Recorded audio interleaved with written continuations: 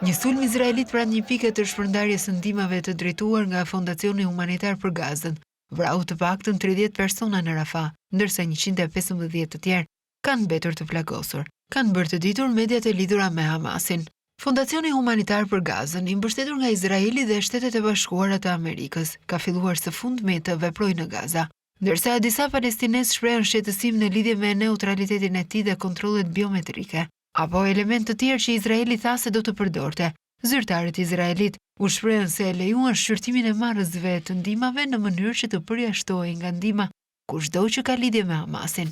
Më 28 maj, Hamasi akuzoi Izraelin për vrasjen e të paktën 3 palestinesëve dhe plagosjen e 46 të tjerëve pranë një pike të shpërndarjes së Fondacionit Humanitar për Gazën, një akuzë që grupi i ndihmës e mohoi. Ushtria e Izraelit e tha gjithashtu se trupat e saj qelluan të shtëna paralajmëruese në zonën jashtë kompleksit për të rivendosur kontrollin, ndërsa mijëra palestinezë nxituan drejt vendit të shpërndarjes së ndihmave.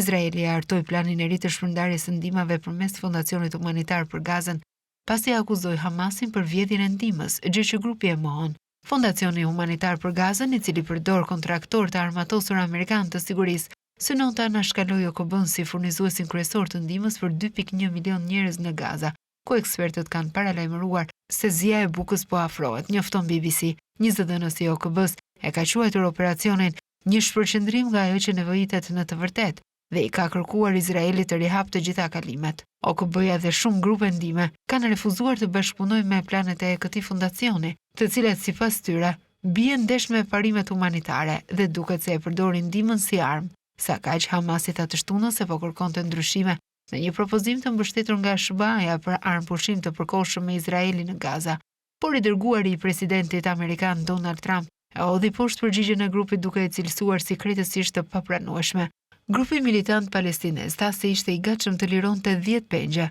dhe të dorëzonte trupat e 18 personave në këmbim të burgosurve palestinez në burgjet izraelite. Por Hamasi përsëriti kërkesat për t'i dhënë fund luftës dhe tërheqjen e trupave izraelite nga Gaza, kushte që Izraeli i ka hedhur poshtë.